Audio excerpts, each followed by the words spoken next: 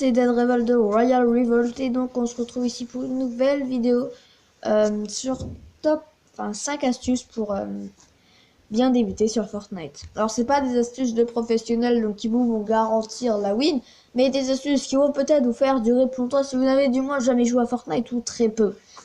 Premièrement, bien loot. Alors ça je peux pas tellement vous donner d'explication à ça parce que je vais sortir une vidéo sur bien loot, justement comment le faire, donc à 5 astuces pour bien loot, hein. Donc pour l'instant, un conseil, c'est vraiment d'avoir le plus d'armes possible et ne pas chercher à aller dans les villes les plus proches. C'est tout ce que je peux vous dire. 2, toujours construire. Alors c'est sûr, on me dit construire ça prend du temps, faut après avoir du bois, faut avoir des matériaux, on est vite à court, c'est sûr.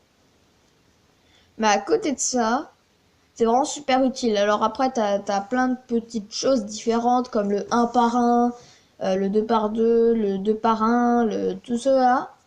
Ces petites constructions sont vraiment super utiles quand vous faites agresser ou quand vous engagez. Un conseil, mettez vraiment des escaliers pour monter au-dessus de l'ennemi. Essayez d'arriver dans sa base, construisez à chaque fois 2 escaliers. Hop là, vous redescendez, vous avancez 2 escaliers, vous descendez, vous avancez, vous n'hésitez pas à construire des murs au-dessus. Donc c'est super utile en fait de toujours construire, donc en même temps essayer de rush un peu le bois, la pierre et tout ce qui va là. Si vous êtes tout seul, vraiment aller dans des bois, casser du bois, c'est super utile. Donc voilà. 3. Rester dans la zone. Alors c'est sûr, dit comme ça paraît logique. Il y a quand même une petite subtilité à rester dans la zone. C'est ne pas chercher justement à y aller quand vous voyez, oh la tempête elle rétrécit, je suis juste à côté de la tempête. Bon bah je vais prendre un peu de PV en moins. 10 PV par 10 PV, ça te fait plaisir. Hein. Non mais bon, voilà, dès que la tempête annonce entre autres qu'elle va se rétrécir dans je sais pas combien, commencez déjà à essayer d'aller petit à petit. Vous n'êtes pas obligé de rush la zone non plus, mais petit à petit au moins vers la zone de façon à ne vraiment jamais vous prendre de PV. Alors pour les fins de game, c'est assez compliqué de rester dans la zone parce qu'en même temps on est cloîtré. Donc un conseil, jouez là, vraiment mettez des murs partout pour pouvoir avancer en même temps sans vous faire défoncer. Donc voilà, ça c'est ma technique. 4. Ne pas chercher à jouer boulet à la fin, surtout à la fin. Parce que tout simplement les gens ils ont des shotguns de malades. Peut-être que vous aussi, mais ça ne changera pas si vous êtes un débutant, du moins ne cherchez pas après. Parce que tout simplement, vaut mieux rester caché, essayer de sniper tranquille, puis faire un meilleur top et peut-être avec autant de kills que de vraiment aller en mode ouais Geronimo sur un mec et puis finalement bah se faire défoncer.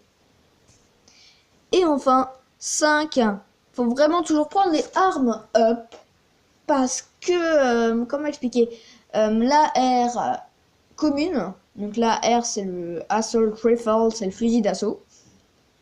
Donc, vous voyez c'est lequel?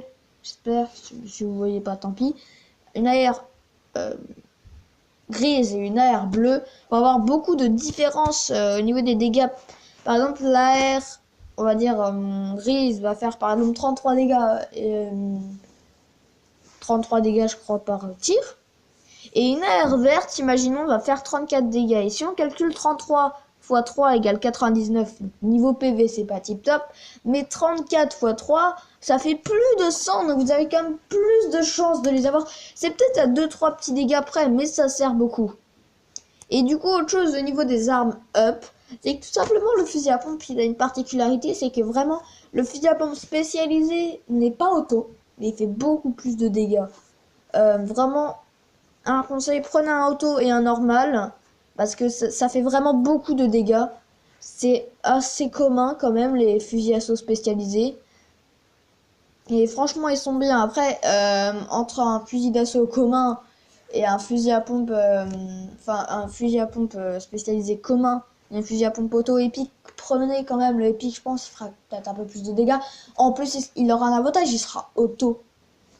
Donc voilà, mais franchement, entre un spécialisé vert et un auto vert, prenez un spécialisé vert, c'est vraiment super utile. Parce qu'il fait... Moi, j'ai déjà mis des patates à 196, je crois. Ouais, ça fait mal quand même.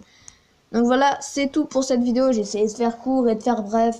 Pour le début, je pense que j'en ferai des plus longues sur des spots, sur le loot, sur tout ce qui va avec. Et donc voilà, c'était Dead Revolt. Salut!